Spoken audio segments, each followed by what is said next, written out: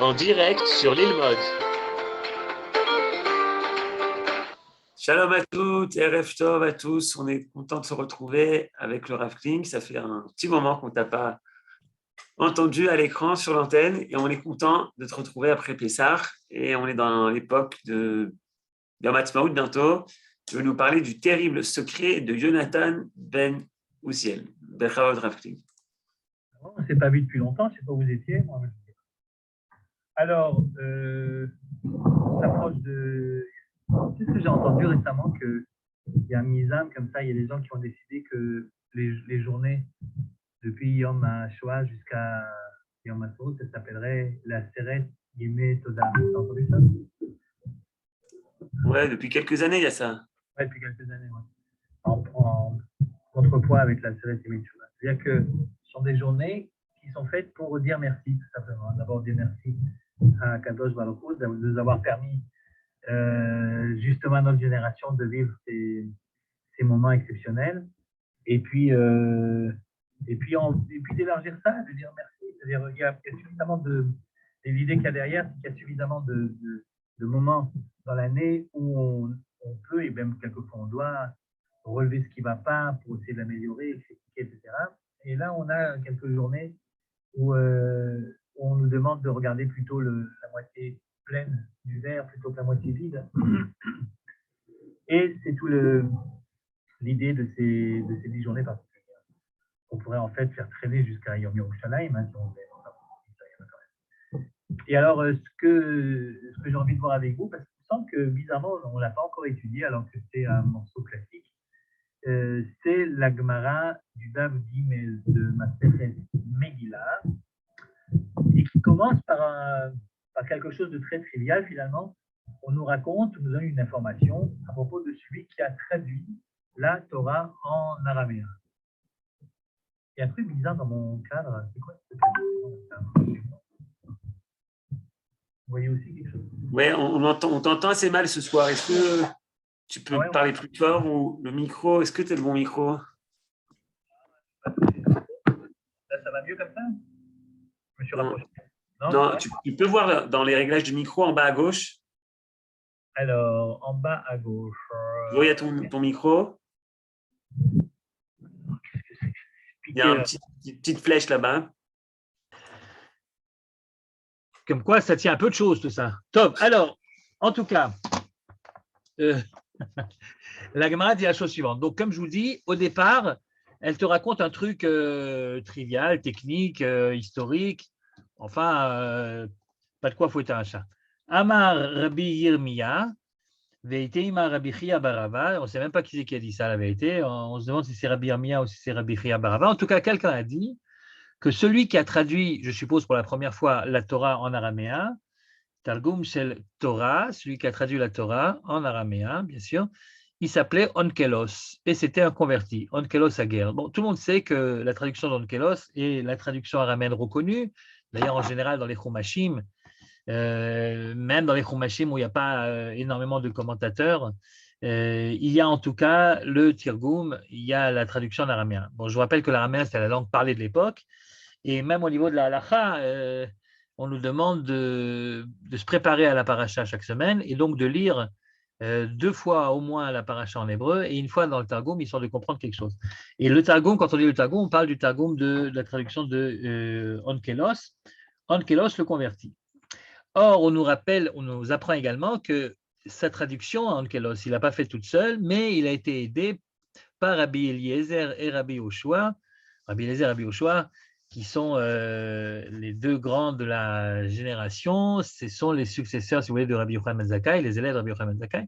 Et c'est ceux-là qui ont donc aidé Onkelos à traduire en araméen, ce qui prouve évidemment que la traduction, elle a été, si vous voulez, certifiée conforme. Okay, très bien. Et la Gemara continue, elle te dit, et ça c'est pour la Torah, pour le Chumash, mais celui qui a traduit les Nevi'im, celui qui a traduit les prophètes, donc Nevi'im, c'est Nevi'im Rishonim et Nevi'im Acharonim, c'est-à-dire c'est la suite du Chumash, comme vous le savez, depuis Yoshua, Shoftim, Shmuel, Melachim et les autres Nevi'im que nous connaissons.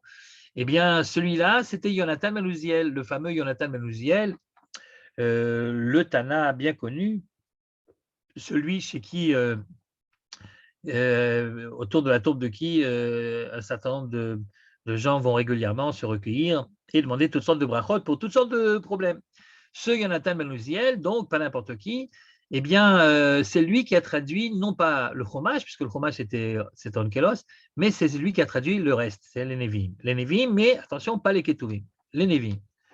Et lui-même ne l'a pas fait tout seul, mais il a été aidé par Chagai, Zecharia ou Malachi. Et excusez du peu, Chagai, Zecharia ou Malachi, ce sont des prophètes. En fait, c'est les trois derniers prophètes qu'a connu l'histoire biblique, Chagai, Zecharia ou Malachi, et ces trois-là, donc, ont donné la légitimité à la traduction araméenne des Nevi'im. Jusque-là, tout va bien. Et à partir de là, il se passe des choses incroyables. Nisda Azea, Eretz Israël, Arba Meot Parsa, Alaba Meot Parsa. Première chose, la terre d'Israël se met à trembler de 400 parsa sur 400 parsa. Pour vous dire, 400 parsa sur 400 parsa, ça fait quand même 400 parsa au carré. C'est énorme. Vous allez me dire combien c'est une parsa, posez pas de questions. Enfin, tremblement de terre. Donc Eretz Israël a donc connu un tremblement de terre lié sans doute à la traduction donc de Jonathan, des Nevi'im. Mais non seulement la terre a tremblé, mais en plus, Yatzta Batkol Ve'amra, c'est-à-dire qu'il y a une voix divine qui s'est fait entendre et qui a dit Mi hu ze shegila setarai livne Adam, qui est celui qui a osé, bon le mot osé c'est moi qui y rajoute, mais c'est bien le ton du Talmud ici, qui est celui qui a osé dévoiler mes secrets aux hommes. C'est donc Dieu qui s'énerve contre la traduction de Jonathan. La traduction d'Onkelos du Chumash, elle est passée comme une lettre à la poste, tout allait bien, mais lorsque Jonathan a traduit les Nevi'im, alors là, tout d'un coup, ça ne s'est pas passé normalement. Tremblement de terre d'abord, et ensuite, Dieu lui-même qui s'en prend à Jonathan, sans citer son nom, et qui dit, qui est celui qui a osé dévoiler mes secrets aux hommes. Donc on reproche à la traduction de Jonathan d'être plus qu'une traduction, mais d'être un dévoilement de secrets. Ce qui est un peu bizarre pour plusieurs raisons. D'abord que si Dieu ne voulait pas qu'on connaisse les secrets, il n'avait qu'à pas les mettre. Hein. Finalement, les Nevi'im sont des gens qui ont été inspirés par Dieu lui-même. Et donc, s'ils ont dit quelque chose, que ce soit quelque chose de visible à l'œil nu, ou que ce soit quelque chose qui est sous-entendu, ils l'ont dit parce que Dieu leur a demandé de le dire. Et donc, on ne comprend pas très bien pourquoi est-ce qu'il s'énerve tout d'un coup quand on dévoile les secrets qu'il a lui-même autorisés à dire par les prophètes. Bon, ça c'est une première question. Une deuxième question, c'est que quand tu traduis en général, tu ne dévoiles pas, tu restreins. Tu restreins. Comment est-ce qu'on dit en français? Toute traduction est une trahison. Et en particulier, c'est vrai pour le Lachon HaKodesh, pour l'hébreu, puisque l'hébreu, c'est pas seulement, l'hébreu ne s'exprime pas seulement par les mots, mais également par les lettres. Et je dirais même par la forme des lettres, quelquefois, par la valeur numérique des lettres, toutes sortes de choses que lorsque tu traduis dans une langue, même si la traduction est une très bonne traduction, ben, tu perds tout ça. Donc, a priori, la traduction, en fait, elle fait perdre au texte original quelque chose, alors qu'ici, il semblerait que dans la traduction de Jonathan, au contraire, il y a une révélation de quelque chose qui ne se présentait pas, en tout cas ne se présentait pas de manière directe, dans le texte original. Et donc, d'où le tremblement de terre et d'où la colère divine.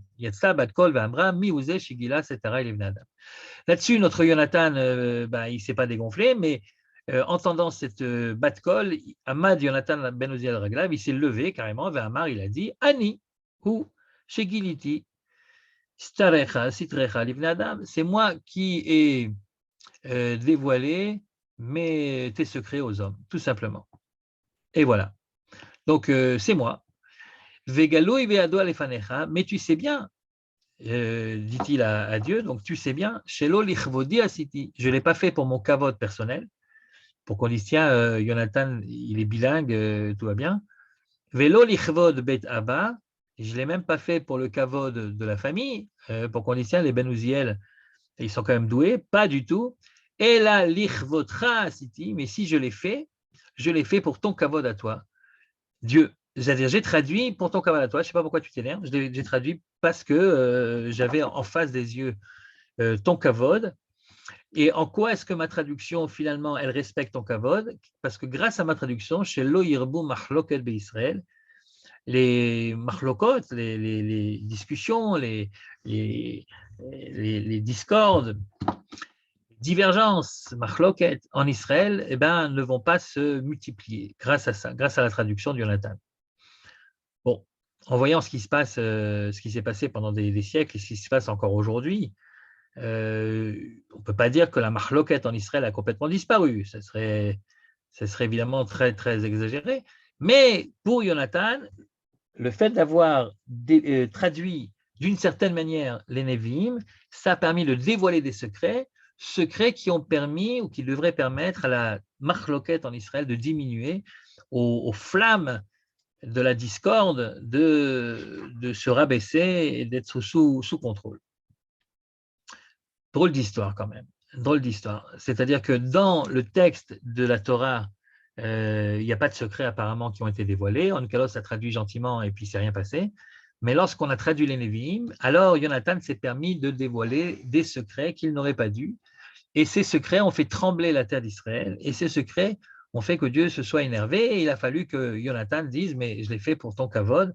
Et encore, on n'est pas sûr que ça ait calmé la colère divine à ce moment-là, mais c'était le moyen de défense qu'a choisi Jonathan. Je l'ai fait pour ton kavod, pour pas qu'il y ait de marlokot en Israël.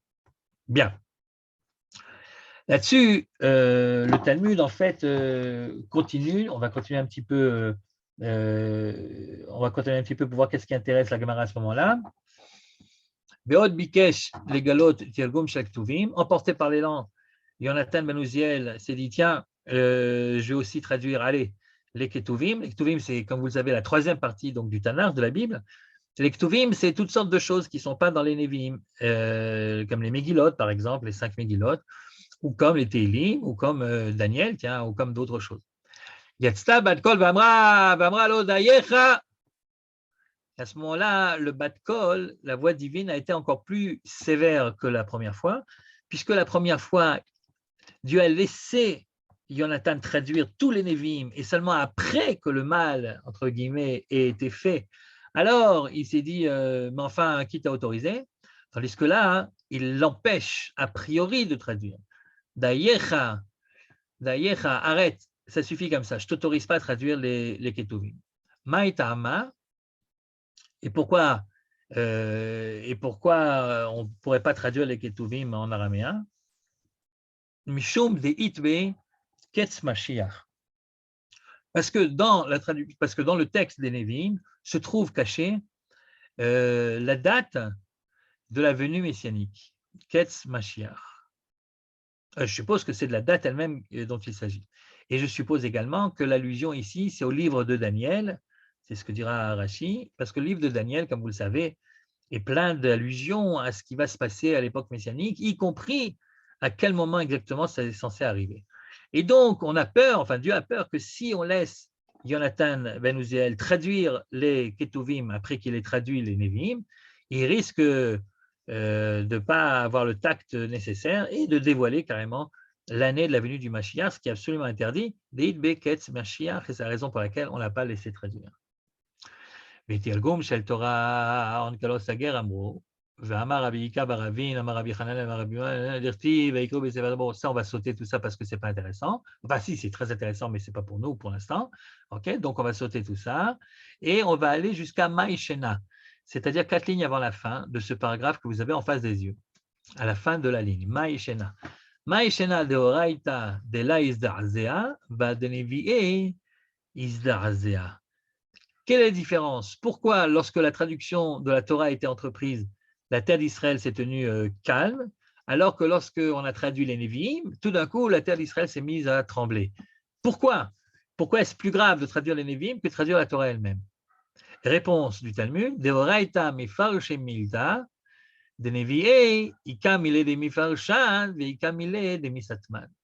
Et la différence, c'est que quand on traduit la Torah, eh bien, la Torah, il n'y a pas de risque. La Torah, mifar shamilta, les choses sont claires. C'est très paradoxal ce texte. Hein. Nous, on aurait pu croire au contraire que le texte du Chumash cache beaucoup plus de secrets que les textes qui lui sont postérieurs. Or, la Gemara ne dit pas du tout. Deoraita mifar shemilta, c'est-à-dire les choses sont claires dans la Torah, et donc la traduction de la Torah ne risque pas de provoquer des dévoilements qu'on n'aurait pas voulu. Tandis que, en ce qui concerne les Nevi'im, Ika milé des Mefarushan, Veika milé des Misatman, il y a dans les textes des prophètes, il y a des choses qui sont claires et puis il y a des choses qui ne sont pas claires. Et puis les choses qui ne sont pas claires, si on les traduit, on les rend claires et peut-être qu'on n'aurait pas dû les rendre claires et qu'il fallait les laisser dans l'ambiguïté, dans la pénombre. Et alors, ce que fait maintenant la Gemara, et c'est ça qui va nous intéresser, ce que fait maintenant la Gemara, elle se dit, bon, apparemment, il n'aurait pas dû, Jonathan, traduire les Nevi'im. Mais enfin, il n'aurait pas dû, mais on l'a quand même laissé traduire les Nevi'im. Et puis, sans doute qu'il a dévoilé en effet des secrets. Il n'aurait peut-être pas dû les dévoiler. Quoique, si les secrets ont été écrits dans le texte, c'est sans doute pour qu'on les apprenne. Bon. Mais enfin, la seule chose qui intéresse vraiment la Gemara à ce stade-là, c'est non pas s'il a bien fait ou s'il n'a pas bien fait de traduire, mais puisqu'il les a traduits, ces fameux secrets, puisqu'il les a dévoilés, alors, quels sont-ils? Bon, peut-être qu'il n'aurait pas dû le faire. Maintenant qu'il l'a fait, profitons-en. Quels sont-ils ces secrets qui ont fait trembler la terre d'Israël? Donc, je suppose que les sages du Talmud ont passé toute la traduction de Jonathan au peigne fin, verset c'est-à-dire le verset tel qu'il se trouve dans le texte d'origine en hébreu et la traduction de Jonathan, et sont allés à la recherche de ce fameux secret qu'il aurait dévoilé dans sa traduction et qui a fait trembler la terre d'Israël. Eh bien, est-ce que le Talmud va trouver le secret? Eh bien oui. Eh bien oui, à force de chercher, ils vont trouver. Et le texte continue, il dit voilà quel est le secret de Jonathan qui a fait trembler la terre d'Israël. Alors regardez tout en bas, c'est un verset d'Irtiv, c'est un verset de Zecharia. C'est intéressant que c'est Zecharia, puisque Zecharia, vous vous rappelez, c'est un des 3 Nevi'im qui ont aidé Jonathan à traduire. Autrement dit, la traduction de Zecharia, évidemment, qu'elle est absolument correcte par rapport à ce que le prophète Zecharia avait voulu écrire. C'est-à-dire que Zecharia donne à Jonathan si vous voulez, le tampon de cache-route concernant la traduction de son propre secret. Alors peut-être que ça ne plaît pas à Dieu tout ça, mais en tout cas, pour Zecharia, ce qu'a dit Jonathan, c'est juste. Alors c'est quoi ce fameux secret? C'est quoi ce fameux verset de Zecharia que Jonathan a traduit? Ça se trouve dans le chapitre 12 de Zecharia au verset 11 et ça commence par Bayom Mahou. Il faut savoir que Zecharia est un prophète qui prophétise énormément sur l'époque messianique et chaque fois qu'il y a quelque chose à dire sur l'époque messianique, il commence son verset par Bayom Mahou et ce jour-là, c'est-à-dire le jour de la venue du Mashiach, Bayom Mahou. Et à un moment, il aura cette phrase extraordinaire, Zecharia, et il dira Bayom Mahou, Yigdal hamisped birushalayim, kemisped hadadrimon, bevikat Megiddo. Il y a le dernier mot qui a sauté ici du texte de notre ami Yohan, mais il faut ajouter après Bikat Megiddo, la plaine de Megiddo. Je traduis le verset.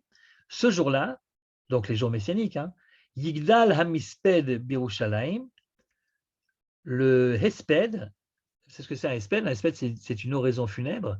Le Hesped de Jérusalem, ou le Hesped à Jérusalem, grandira. Yigdal hamisped birushalayim. C'est-à-dire, on pleurera, si vous voulez, beaucoup à Jérusalem. Bon, déjà, c'est pas sympa. C'est-à-dire, Bayom Mahou, c'est l'époque messianique quand même. À l'époque messianique, ce n'est pas censé être une époque de deuil. Sinon, on ne l'attendrait pas comme ça. Qu'est-ce qu'on dit dans le Shira Malot? On dit bien Shira Malot, Beshuv Hashem et Shivat Zion, Ayinu Kecholmim, Az Yimale Srok Pinu. C'est-à-dire qu'en fait, on attend la venue messianique pour pouvoir en rire, pour pouvoir sourire, pour pouvoir être détendu. Or, le passouk de Zecharia commence très mal. Bayom Mahou, ce jour-là, Yigdal hamisped birushalayim, on pleura beaucoup à Jérusalem. Bon, d'accord. Mais le passouk ne s'arrête pas là. Il illustre les pleurs ou l'intensité des pleurs à Jérusalem par ces 4 mots. Kemisped hadadrimon bevikat Megiddo. Comme on a pleuré lorsque Hadadrimon a fait ce qu'il a fait sur la plaine de Megiddo. Donc ce jour-là, l'époque messianique, on pleurera à Jérusalem, beaucoup, comme on a pleuré lorsque Hadadrimon a fait ce qu'il a fait sur la plaine de Megiddo. Alors évidemment, on comprend très bien que c'est un verset un petit peu mystérieux, puisque qui est donc ce Hadadrimon et qu'est-ce qu'il a fait sur la plaine de Megiddo? Voilà, bonne question. En tout cas, En tout cas, comme on a pleuré à l'époque où Hadadrimon a fait ce qu'il a fait sur la plaine de Megiddo, ainsi on pleura à Jérusalem au temps messianique. Alors, qui est Hadadrimon et qu'est-ce qu'il a fait sur la plaine de Megiddo? Hadadrimon, c'est un roi de la Syrie. Et à l'époque de laquelle je vous parle maintenant, il y avait des tensions à la frontière israélo-syrienne. Et Hadadrimon donc a eu la chutzpah de faire la guerre contre le royaume d'Israël, le royaume juif, et il a eu la chutzpah supplémentaire de gagner la guerre, figurez-vous. Mais non seulement il a gagné la guerre, mais en plus il a tué le roi. Et le roi est mort au combat. Et évidemment, on peut s'imaginer qu'on a beaucoup pleuré ce jour-là. Évidemment, le roi d'Israël tombe au combat, ça démoralise tout le monde et tout le monde pleure. Et alors, on pleurera donc à Jérusalem à l'époque messianique, comme on a pleuré lorsque Hadadrimon a fait ce qu'il a fait sur la plaine de Megiddo, c'est-à-dire a tué le roi d'Israël au combat. Alors, ça ne résout pas la question pourquoi est-ce qu'on devrait pleurer à l'époque messianique, mais surtout, ça rajoute une autre question. Parce que figurez-vous que Hadadrimon, en fait, il n'a pas tué le roi d'Israël sur la plaine de Megiddo, comme le Passouk semble le raconter. Non seulement il n'a pas tué Hadadrimon sur la plaine de Megiddo, mais il n'est jamais venu sur la plaine de Megiddo. Même pas en vacances, vous voyez, il n'a jamais mis le pied là-bas, Megiddo. Il ne connaît pas Megiddo, Hadadrimon. Il ne connaît pas Megiddo. Et pourtant, le texte dit, ce jour-là, on pleura comme on a pleuré lorsque Hadadrimon il a fait ce qu'il a fait sur la plaine de Megiddo. Mais si on parle du fait qu'Hadadrimon a tué le roi d'Israël, alors il faut être précis, ce n'était pas du tout sur la plaine de Megiddo, c'était sur les hauteurs du Gil'ad. Alors, je vous fais le petit contexte historique. À l'époque, donc, il y avait en effet des tensions avec la Syrie. Le roi d'Israël, figurez-vous, s'appelle Achav à ce moment-là. Achav est connu comme étant un roi pas très recommandable, mais c'est un autre sujet.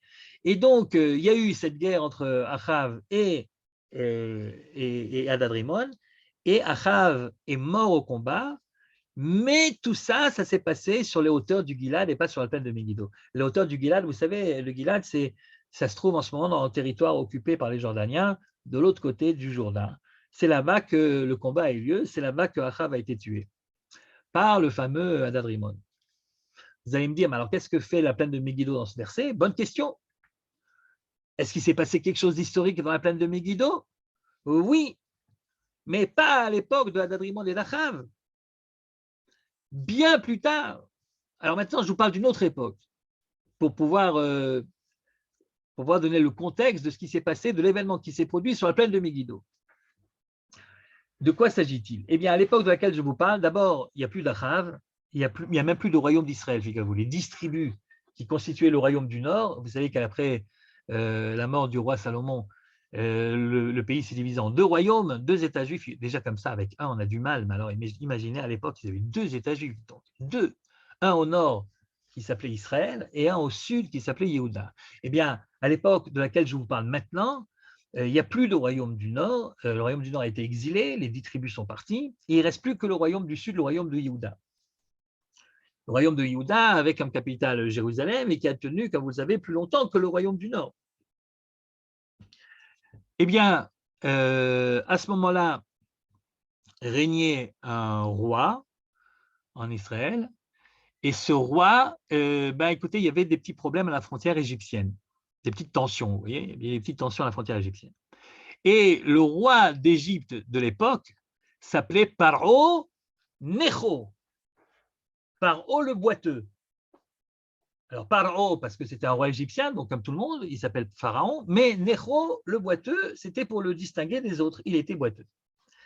Or, voici qu'à cette époque, le Pharaon en question, il a voulu passer par le territoire de Yehuda et par le territoire d'Israël, qui n'existe plus, parce qu'il avait des problèmes avec nos voisins du Nord. En fait, l'Égypte se moque complètement le petit État juif ridicule qui se trouve là. Ce n'est pas lui son problème. Son problème, c'est la grande guerre avec l'Empire du Nord. Et pour cela, il doit passer par chez nous. Et donc, il demande, Paro Necho, demande au roi d'Israël l'autorisation de passer par Israël. Or, ce roi décide de ne pas laisser le pharaon passer. Il dit non, non, tu ne passeras pas. Notre pays restera neutre, ne prendra aucune position dans ce conflit qui ne nous concerne pas. Évidemment, la réponse n'a pas plu du tout, vous en doutez, à Paro Necho, qui a décidé que puisque c'est comme ça, il passera quand même. Voyant que sa souveraineté a été bafouée, le roi d'Israël décide de stopper Paro Necho et il va jusqu'à Megiddo, jusqu'à la plaine de Megiddo. Et là, figurez-vous qu'il se fait tuer par une flèche, donc, et il meurt au combat également, comme Achav quelques dizaines et plus même d'années avant.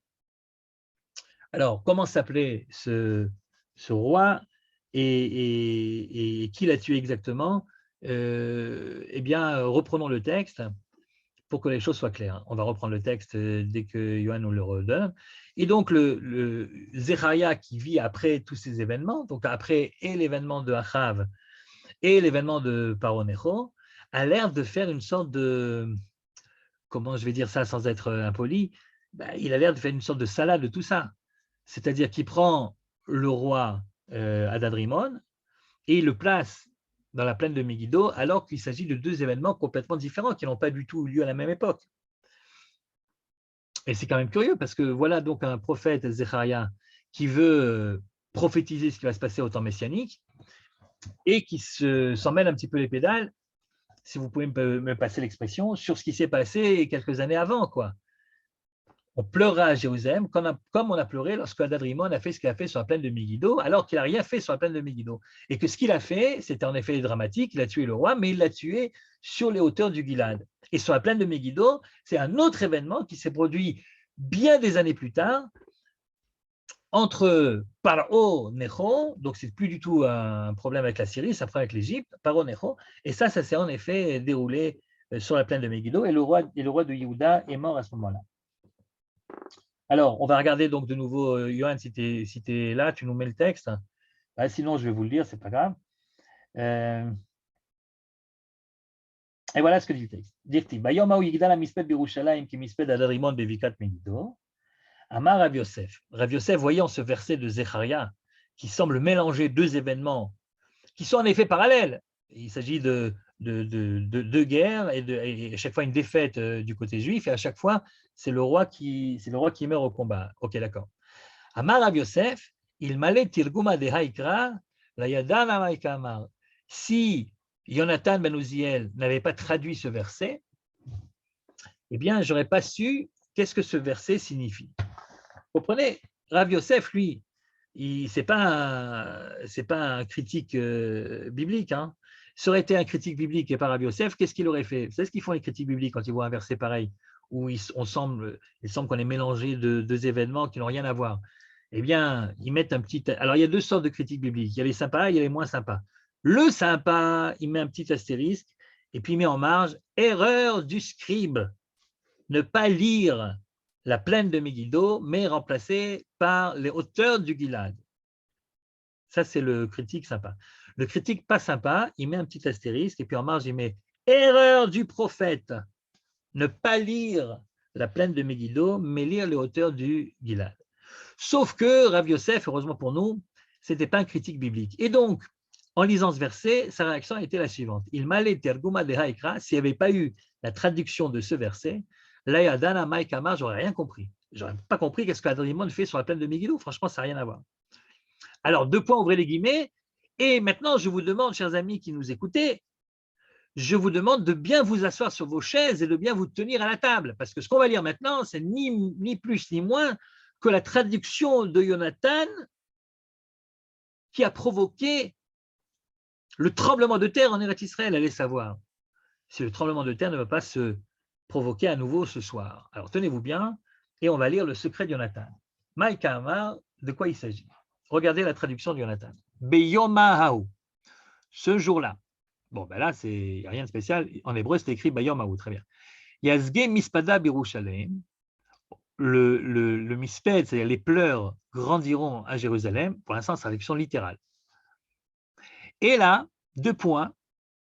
Petit a, Kemispada de Achab bar Omri diktal yate Hadadrimon ben Tavrimon beramot Gilad.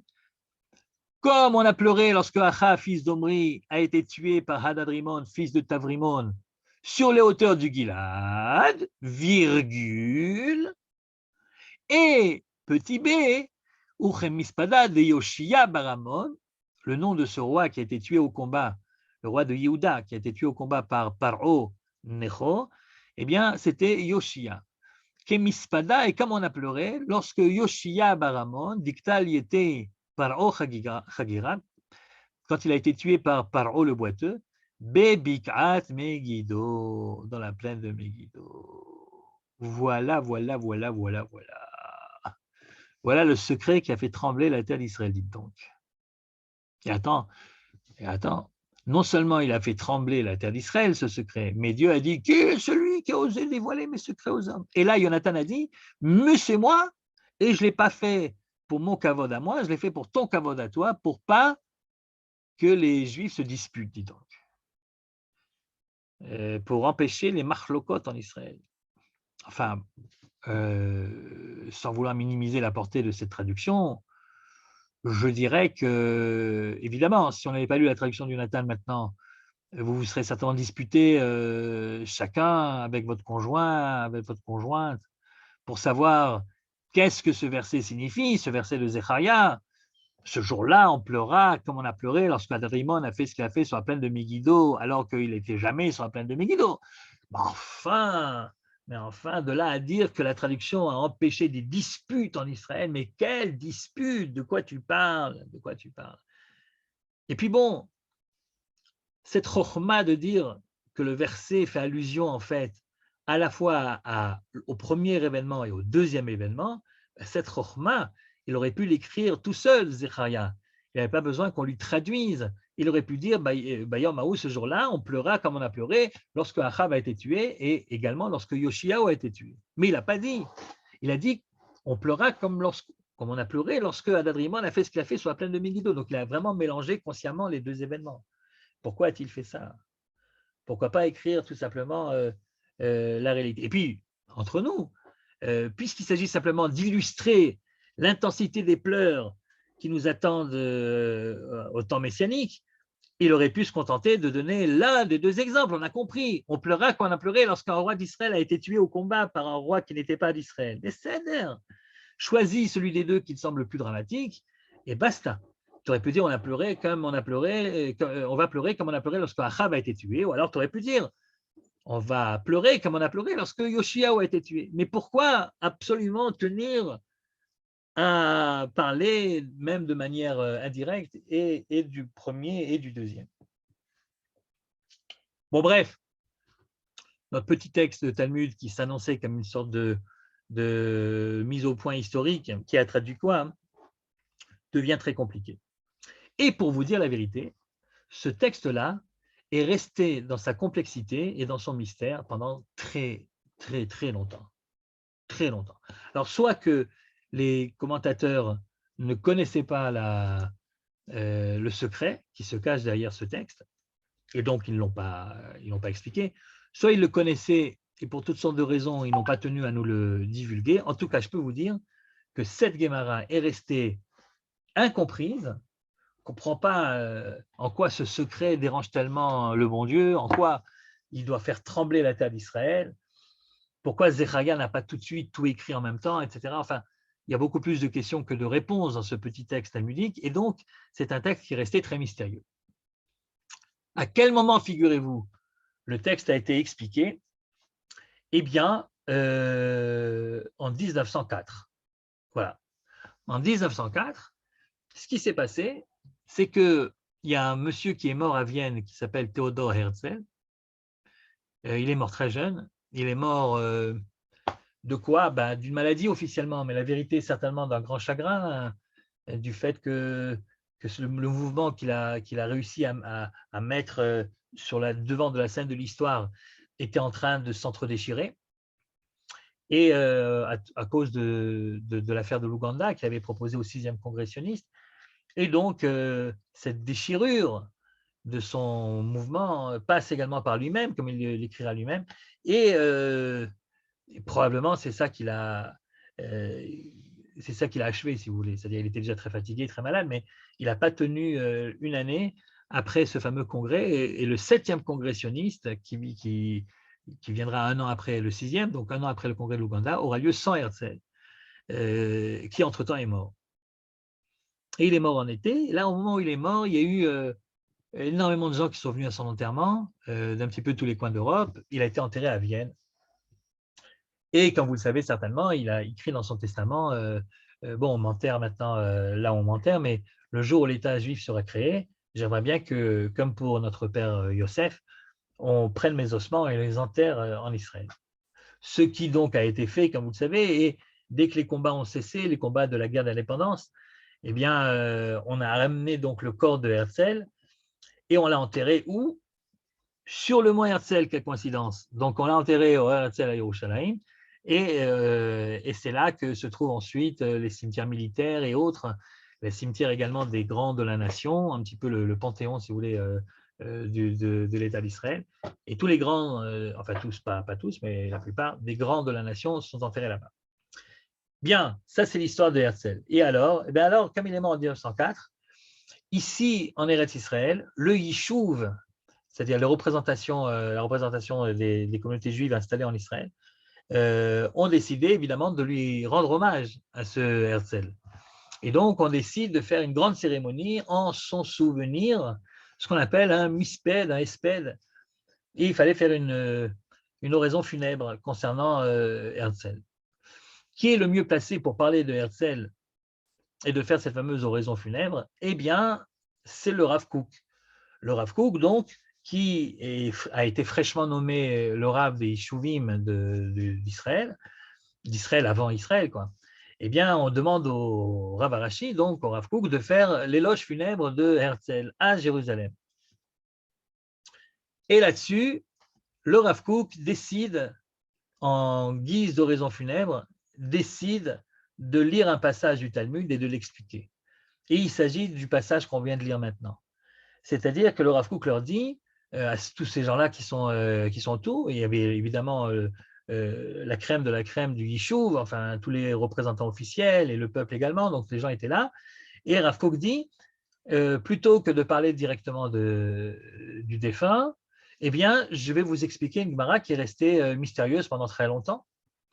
Et il s'agit de la page Gimel de la Masechet Megillah, c'est-à-dire du secret de Jonathan que nous venons de lire à notre tour. Et Rav Kook dit la chose suivante. Il est impossible de comprendre ce petit passage du Talmud si on ne sait pas d'abord qui sont les protagonistes. Il veut parler des deux rois juifs, c'est du roi Achav d'une part et du roi Yoshiaou d'autre part. Le roi Achav qui est le roi d'Israël et le roi Yoshiaou qui est le roi de Yehuda.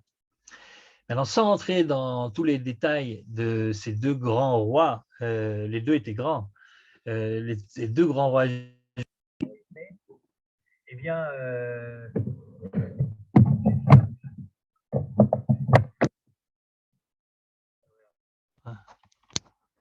ah ouais, si je sais pourquoi, attendez. Voilà.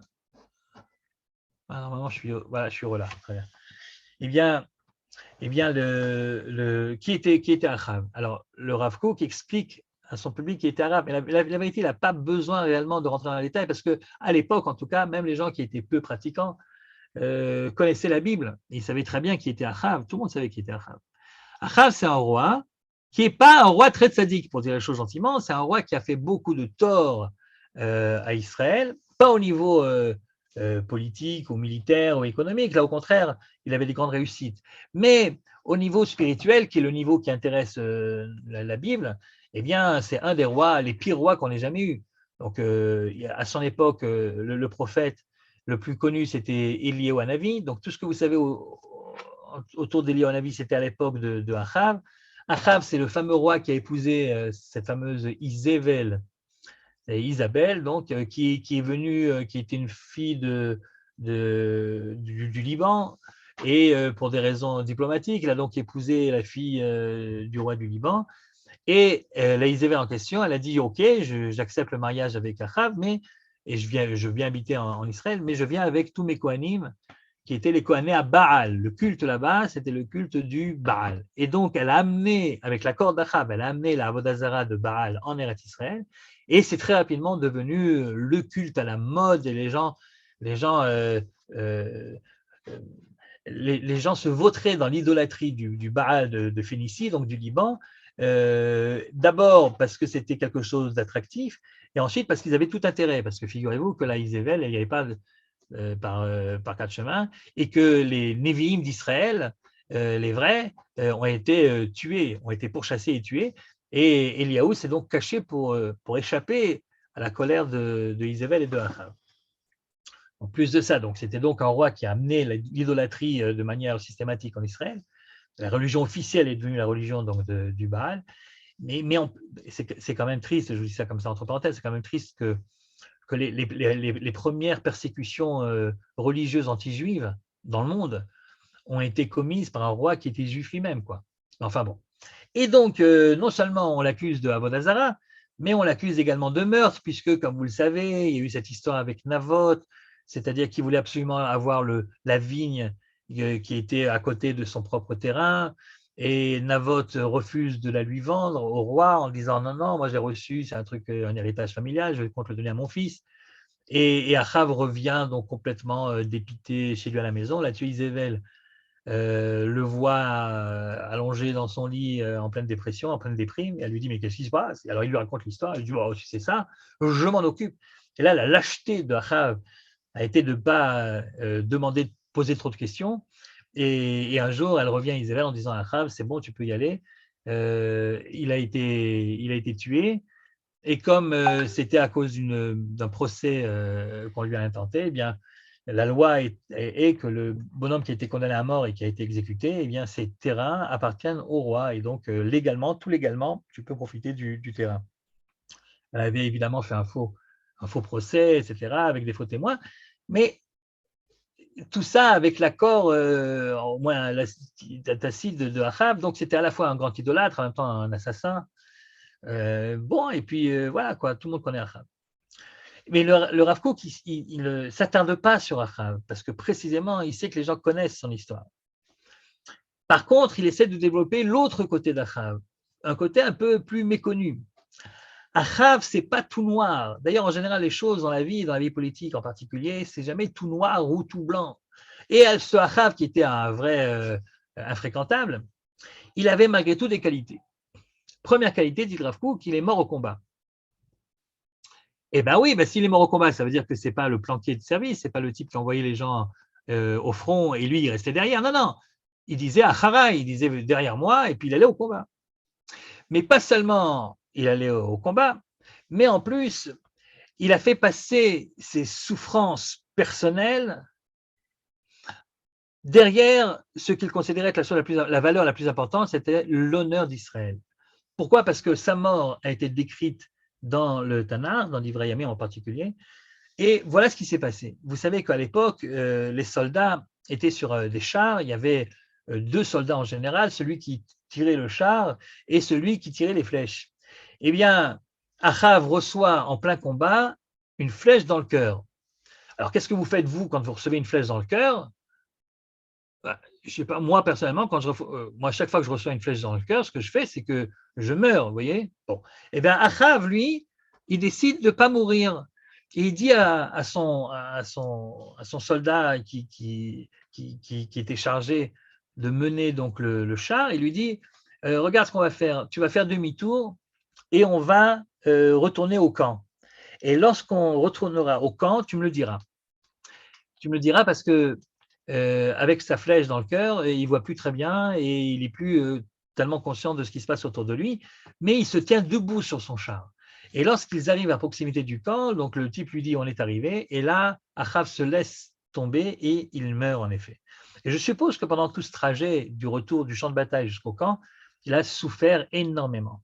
Mais il a tenu à souffrir, pourquoi? Parce que, dit le Rav Kook, à la fin de sa vie, ce qui était le plus important pour lui, c'était l'honneur d'Israël. Il ne voulait absolument pas mourir devant ses hommes. Il avait très peur que s'il meurt devant ses hommes, eh bien, ça sera une démoralisation générale de l'armée et que finalement, ça va être la défaite la plus humiliante possible. Et donc, il refuse de mourir devant ses hommes et il fait croire qu'il est uniquement blessé, il retourne donc au camp et c'est seulement là-bas qu'il se laisse mourir. Et le Rav Kook de conclure, c'était peut-être un idolâtre et un assassin, mais en tout cas, il avait en face de lui une vision très haute de ce que devrait être la dignité d'Israël. Et d'ailleurs, ça se confirme parce que quelque temps auparavant, lors du premier siège de la ville de Shomron, dans laquelle se trouve Achav, le roi le même, hein, d'Adrimon, le roi lui dit « Ok, très bien, d'après les lois de la guerre, ce qu'on est censé faire maintenant, c'est vous laisser affamer, et lorsqu'on verra que vous êtes complètement affamé, on rentre à l'intérieur, on pille ce qu'il y a à piller, on tue ce qu'il y a à tuer, on viole ce qu'il y a à violer, et puis on rentre à la maison. » Ben oui, c'est comme ça à l'époque.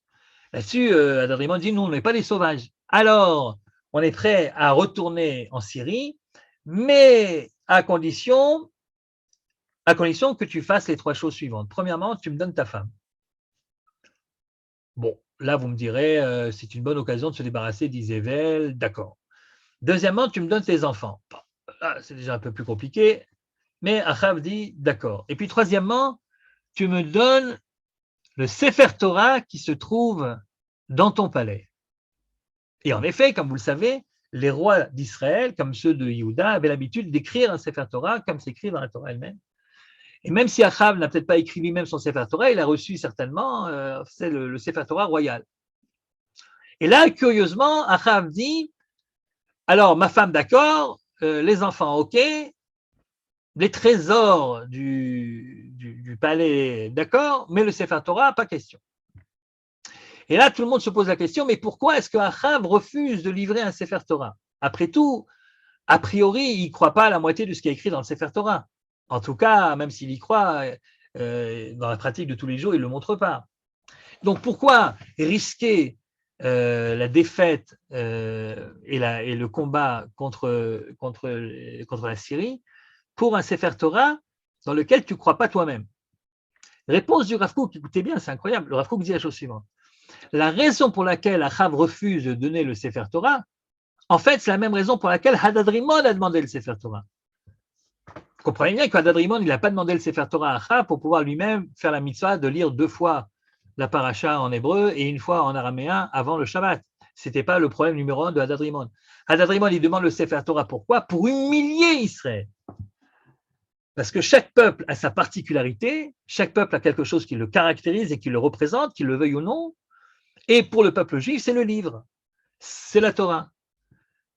C'est pas important si tu crois à ce qui est écrit dedans, si tu ne crois pas à ce qui est écrit dedans, mais tout le monde t'identifie comme étant le peuple du livre.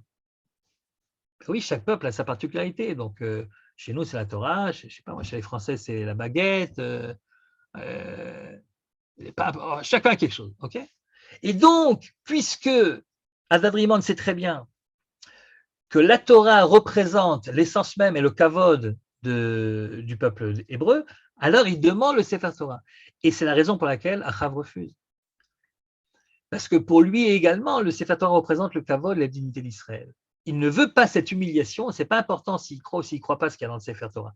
Mais il ne veut pas que le lendemain, dans tous les journaux, la photo à la une du journal, ça sera Achav remet le Sefer Torah à Hadad-Rimon, humiliation terrible. Et il refuse cette humiliation. Pour lui, l'honneur d'Israël passe avant ses convictions religieuses, comme plus tard on verra le jour de sa mort, où pour lui, l'honneur d'Israël passe avant ses considérations personnelles, ses souffrances personnelles, etc. L'honneur d'Israël. Quant à Yoshiyahu, le deuxième, celui qui a été tué par Paro Necho, par Paro le boiteux, là-bas, sur Megiddo, eh bien celui-là, c'était un grand sadique. Yoshiyahu était un grand sadique, vraiment, un des plus grands. On dira à son propos qu'il n'y a jamais eu un Pessar célébré avec autant de ferveur depuis la sortie d'Égypte, par exemple. Donc c'est quelqu'un qui a retapé le Beth Amikdash, qui a essayé de faire un grand mouvement de teshuva général, etc., etc. Bon, il est mort au combat, sans doute parce qu'il n'a pas su gérer le côté réel politique, si vous voulez. Après tout, le pharaon en question, il ne voulait pas se battre contre les Hébreux, il voulait simplement emprunter la route. Et quand tu as l'armée que tu as et tu es en face de pharaon, bah, n'inventes pas des mitzvot du genre on passe pas parce qu'on doit être neutre. C'est pas écrit comme ça. Donc voilà. Donc disons comme ça, s'il y a bien deux rois complètement différents, et même opposés l'un de l'autre, c'est Yoshiahu d'un côté, le grand tzaddik, et Achav de l'autre côté, qui est un grand rachat, mais pour qui l'honneur d'Israël est quelque chose d'important. Et là, le Rav Kook dit la chose suivante. Lorsque Israël est en exil, pendant 1900 ans, lorsqu'Israël est en exil, eh bien, tout le monde pleure la perte du temple et la perte de notre souveraineté nationale. Et tous les ans, à Tisha B'Av, tu rentres dans une synagogue, tu as les gens assis par terre, ils lisent des keynotes, ils pleurent, etc. Le Rav Kook dit, oui, ils pleurent, mais ils ne pleurent pas obligatoirement tous pour la même raison. Mais tant qu'ils pleurent assis au Beth Knesset à Tisha B'Av, ce n'est pas tellement important pourquoi ils pleurent. L'essentiel, c'est qu'ils pleurent. Mais pose-leur la question une fois, pourquoi tu pleures. Tu verras que les réponses peuvent être différentes. Et là, tu as deux sortes de réponses. Tu en as qui te disent, je pleure parce que je suis en exil. Alors tu lui dis, alors, qu'est-ce qu'il y a et en quoi ça te dérange? Ben oui, ça me dérange, bien sûr, ça me dérange. Parce qu'en exil, je ne peux pas respecter la Torah de la même façon que je pourrais la respecter en Eretz Israël. En Eretz Israël, il y a des mitzvot qui dépendent de la terre. En Eretz Israël, tout le monde sait que c'est là-bas que les mitzvot, même celles qui ne dépendent pas obligatoirement de la terre, c'est là-bas que les mitzvot prennent tout leur sens. Et puis tu sais, même quand je suis dans un pays qui n'est pas obligatoirement un des pays qui persécute les juifs à cette époque-là, malgré tout, je ne vis pas complètement mon judaïsme, donc je sais bien que je suis obligé de faire un certain nombre de concessions. Peut-être que Shabbat, j'irai à l'école sans écrire, c'est pas très shabbatique, mais bon, que puis-je faire d'autre? Peut-être que je raserai les murs parce que ça ne se fait pas trop de passer avec une kippa dans certains quartiers, je risque d'être mal vu, etc. Peut-être que je serai obligé de mentir quand il y a plusieurs jours de Yom Tov qui suivent, je dirais qu'une fois que je suis malade, une fois je ne sais pas quoi. Bref, la Torah, dans toute sa grandeur et sa splendeur, ne peut pas réellement être appliquée en dehors d'Israël pour toutes sortes de raisons. Et je ne parle même pas des époques plus dramatiques où là, on t'interdit carrément de faire le mitzvot ou d'étudier la Torah. Et donc, je suis assis par terre à Tisha B'Av, je pleure la perte de ma souveraineté qui fait qu'à cause de ça, la Torah que j'applique n'est pas la Torah au sens plein du terme. Et là-dessus, avec ton micro, tu poses la même question au juif qui est assis à côté et qui pleure aussi. Et tu lui dis, et toi, pourquoi tu pleures? Il dit, moi, je pleure pour une autre raison. Je pleure parce que le sang des juifs est devenu hefker. Plus personne ne fait attention à nos vies n'ont plus aucun sens, aucune valeur. Je pleure parce qu'il y a sans arrêt des persécutions. Après, il y a des périodes où ça se calme un peu, puis ça reprend. Et que notre vie d'exilé, c'est une vie qui, de persécution en persécution, de pays en pays, nous accueille une fois bien, puis après, ça se gâte, etc. Et c'est toujours la même chose. Et c'est toujours la même chose. J'ai l'impression que l'honneur du peuple juif n'existe plus. Et que plus personne n'est là pour réellement nous faire relever la tête. Et que si, par exemple, un avion est détourné et qu'on met les juifs d'un côté et les non-juifs de l'autre, personne ne viendra nous aider, parce que tout le monde s'en fout. C'est pour ça que je pleure. Tu reposes la question au premier, et toi aussi tu pleures parce qu'on a perdu la dignité, la fierté, etc. Il dit, mais non, mais non, mais non, mais non. Pour peu que ce soit un juif polonais, il te dira, c'est vrai que quand je retourne du travail, le polonais du coin, il me crache dessus, il me dit, sale juif, d'accord, mais moi, qu'est-ce que ça peut me faire? Je sais très bien où se trouve ma dignité, je vais de ce pas au Beth Midrash, alors que lui, il va certainement se saouler avec ses copains. Et donc, ce qu'il dit ne m'atteint pas. Il peut me traiter de ce qu'il veut, ça ne m'atteint pas. Ce n'est pas ça mon problème. Mon problème, ce n'est pas la dignité juive qui semble être bafouée par les non-juifs. Je ne le considère même pas comme une atteinte. Non, non, moi, mon vrai problème, c'est que la Torah ne peut pas être appliquée dans sa splendeur.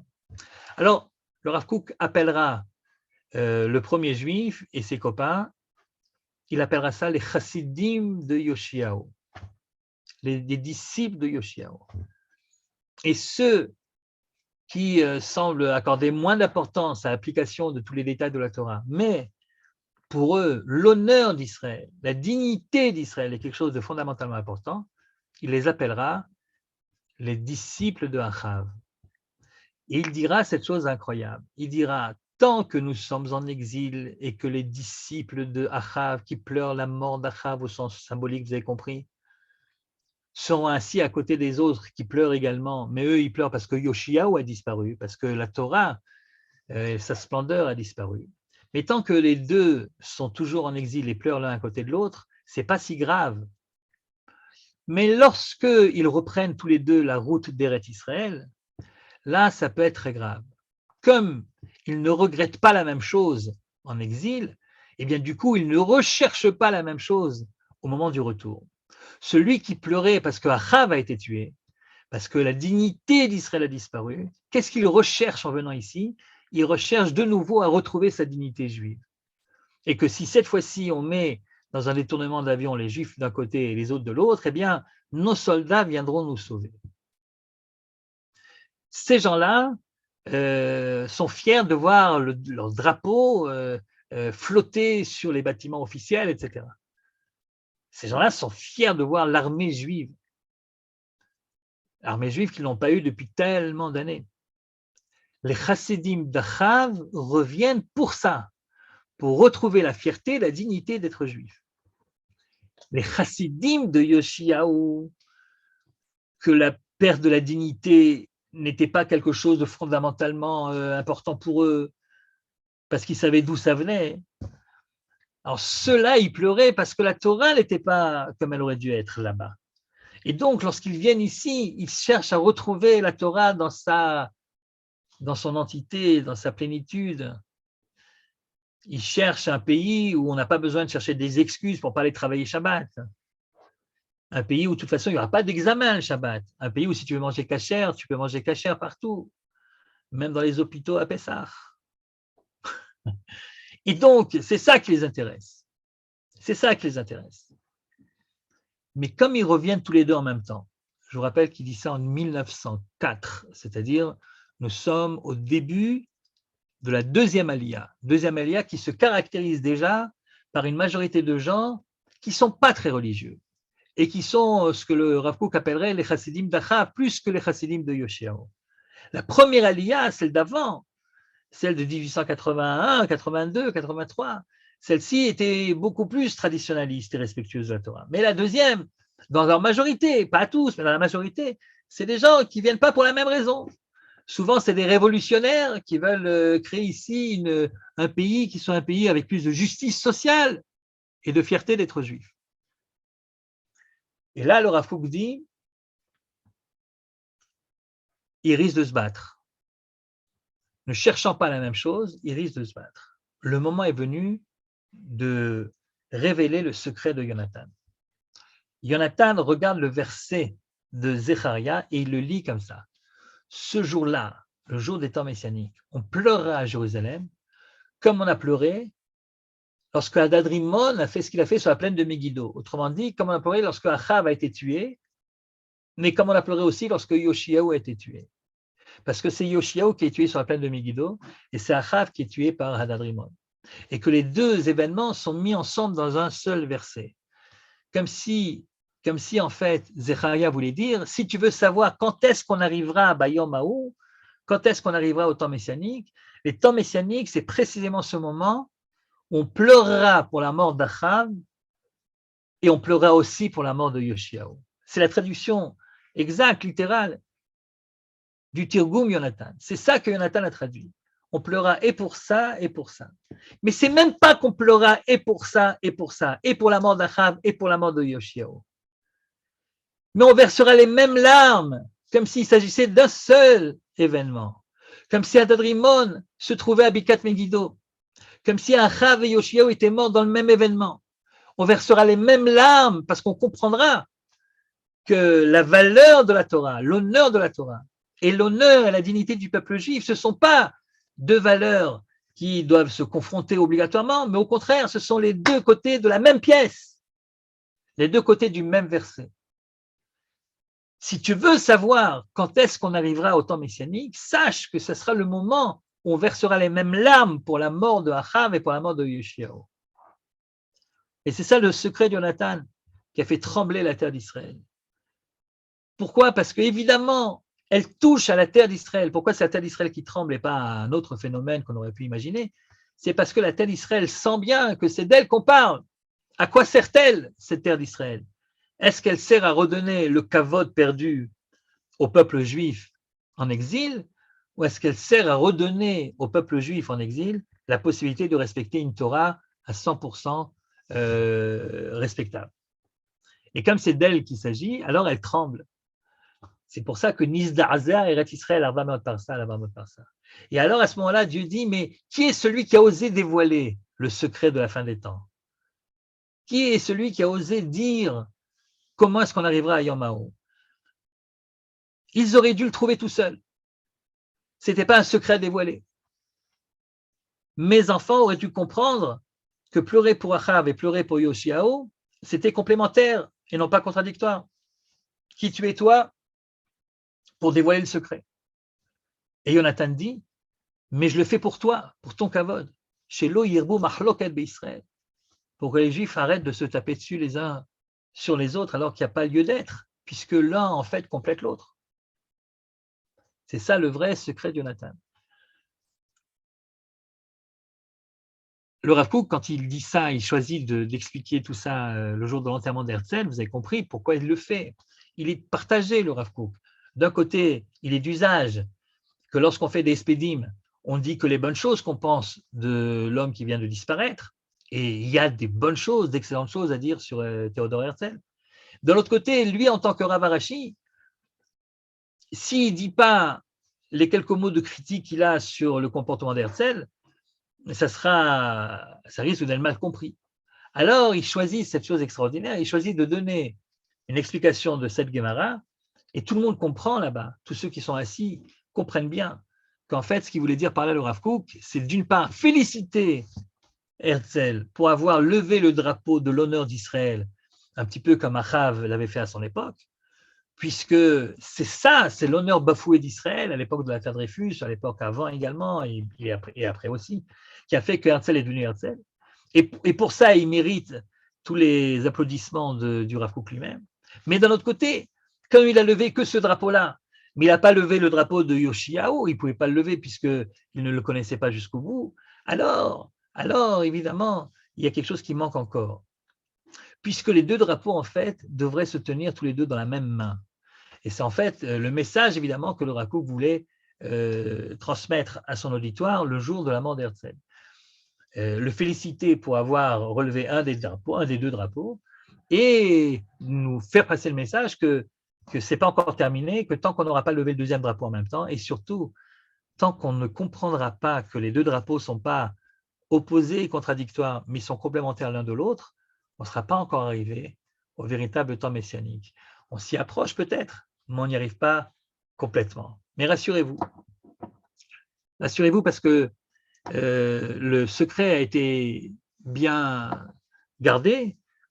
D'abord, il y a peu de gens qui étudient Zecharia dans le texte, et puis même ceux qui étudient Zecharia dans le texte, ils ne regardent pas obligatoirement la traduction de Jonathan, et même ceux qui regardent la traduction de Jonathan, ils ne comprennent pas obligatoirement le fond de la pensée de Jonathan et ce qu'il voulait dire en disant on parle à la fois de l'un et à la fois de l'autre. Et donc finalement, le secret était bien gardé. Mais lorsque le peuple revient en Eretz Israël, lorsqu'on est déjà à la deuxième Aliyah, le Rav Kook sent qu'il est de son devoir de dévoiler le secret de Jonathan pour éviter que les marlokot entre les deux camps ne soient pas trop élevés. Et si vous voulez, le Rav Kook, lui, toute sa vie, il a fait énormément de choses, comme vous le savez, bien sûr. Il a écrit énormément de livres et puis il a fait énormément de choses également. Mais si on pouvait résumer en une phrase, quelle est l'œuvre, quelle est l'action de Rabbi Avraham Yitzhak Cohen Kook, eh bien, on pourrait dire qu'il a consacré toute sa vie à dévoiler le secret de Jonathan ben Uziel. Toute sa vie. Et il faut espérer qu'on soit digne de l'enseignement de Jonathan et de son explication par le Rav Kook lui-même, afin de nous approcher le plus possible de ce Yom Ha'ou, de cette fameuse journée où on saura verser des larmes et pour Achav et pour Yoshiao. Bimehera, biamenu, amen, que vous passiez tous une excellente fête de Yom HaAtzmaut. Amen, amen. Toda rabba, Rav Kling. Comme d'habitude, toujours passionnant, passionné. S'il y a des questions, des remarques, c'est le moment, chers amis. Alors, une parsa, on me dit qu'une parsa, c'est 3840 mètres ou 800 mètres. Ah, on ne sait pas trop. Bon. Donc 400 parsa, ça fait beaucoup de parsa, dis donc. Ouh là là, 160 ouais. Oui. Tu as une idée pourquoi 400? Ah non, je ne sais pas, moi. Ah non, je ne sais pas. Pourquoi 400, je sais pas. Mais l'expression 400 parsa, sur 400 parsa, revient dans plusieurs agadotes du Talmud. Donc apparemment, c'est une manière de dire énorme. Peut-être parce que 4, c'est les 4 points cardinaux, je ne sais pas. Mais c'est une manière de dire beaucoup. Je ne pense pas qu'il pensait réellement à combien de mètres, mais il pensait que il y a eu un événement important qu'on ne peut pas ne pas l'avoir senti. Quoi. Merci beaucoup. Tes réactions? Chag Sameach à tous. Chag Sameach, bye bye, Leitrot.